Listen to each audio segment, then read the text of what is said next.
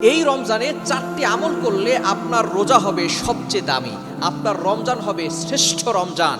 অবশ্যই আপনি 4টি আমল করার চেষ্টা করবেন। এই 4টি আমল করলে আপনার এই রমজান হবে শ্রেষ্ঠ রমজান, কারণ আমরা আগামী রমজান নাও পেতে পারি। এই রমজান আমাদের শেষ রমজান হতে পারে, আমাদের শেষ রোজা হতে পারে। কারণ গতবার আমরা অনেকেই একসাথে ইফতার করেছি, একসাথে সাহারি করেছি, একসাথে তারাবি করেছি। এখন তারা দুনিয়াতে নাই, তারা দুনিয়া থেকে বিদায় হয়েছে। সুতরাং আপনার রমজানকে যদি দামি বানাতে চান, এই 4টি আমল করবেন। নাম্বার 1, 1 নাম্বার হচ্ছে আপনি লা ইলাহা ইল্লাল্লাহ এই জিকিরটা বেশি বেশি করবেন। এই জিকিরটা যত বেশি করবেন তত বেশি আপনার রমজান দামি হবে, তত বেশি আপনার রোজা দামি হবে।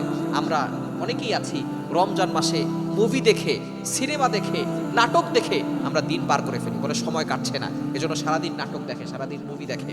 অনেকে আছে রোজা রাখে কিন্তু নামাজ পড়ে না। খবর এটা করবেন না, আপনার রোজাকে দামি করবেন। আপনার রোজা যাতে করে শক্তিশালী হয়, ঘুমিয়ে ঘুমিয়ে আপনার রমজান শেষ করে দিবেন না। রমজান মাসটাই হচ্ছে রহমতের মাস, মাগফিরাতের মাস, নাজাতের মাস।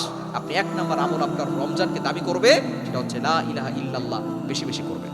2 নাম্বার হচ্ছে ইস্তেগফার, আস্তাগফিরুল্লাহ আস্তাগফিরুল্লাহ আস্তাগফিরুল্লাহ। এটা যত বেশি করবেন আল্লাহ তত বেশি আপনার গুনাহ মাফ করাবেন। কারণ যে ব্যক্তি রমজান পেল আর নিজের গুনাহ মাফ করাতে পারলো না, তার মতো হতভাগা আর কপাল পোড়া কেউ হতে পারে না। একবার নবীজি সাল্লাল্লাহু আলাইহি ওয়াসাল্লাম মিম্বারে দাঁড়ালেন। প্রথম মিম্বারের সিঁড়িতে নবীজি বললেন আমিন। দ্বিতীয় মিম্বারে দাঁড়ালেন, নবীজি বললেন আমিন। এরপরে তৃতীয় মিম্বারে দাঁড়ালেন, নবীজি বললেন আমিন। সাহাবায়ে কেরাম পেরেশান হয়ে গেলেন, ইয়া রাসূলুল্লাহ, ইয়া হাবিবাল্লাহ, আপনি তো কখনো এভাবে বলেন না। তখন নবীজি সাল্লাল্লাহু আলাইহি সাল্লামকে জিজ্ঞেস করার পরে নবীজি বললেন, আমি যখন প্রথম মিম্বারে পা রাখলাম, জিবরাইল সাল্লাল্লাহু আমার কাছে এসে বললেন, ইয়া রাসূলুল্লাহ, ইয়া হাবিবাল্লাহ, যে ব্যক্তি আপনার নাম শুনে আর আপনার প্রতি দুরূদ পড়ে না, সে ধ্বংস হোক। নবীজি বলেছেন আমিন।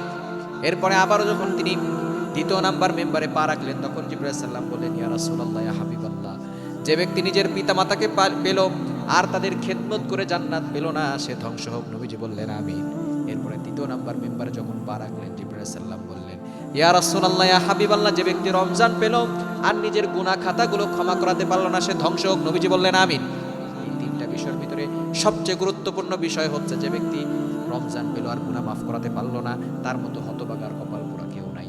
যারা ইস্তেগফার বেশি বেশি পড়বে, আল্লাহ তাদের গুনাহ ক্ষমা করে দিবেন। এই জন্য বেশি বেশি করে আপনার রমজান দামি করার জন্য ইস্তেগফার পড়বেন। আস্তাগফিরুল্লাহ আস্তাগফিরুল্লাহ রাব্বি মিন কুল্লি যামবি ওয়া আতুবু ইলাইহি লা হাওলা ওয়ালা কুওয়াতা ইল্লা বিল্লাহিল আলিয়্যিল আযীম। করা যাবে ইনশাআল্লাহ।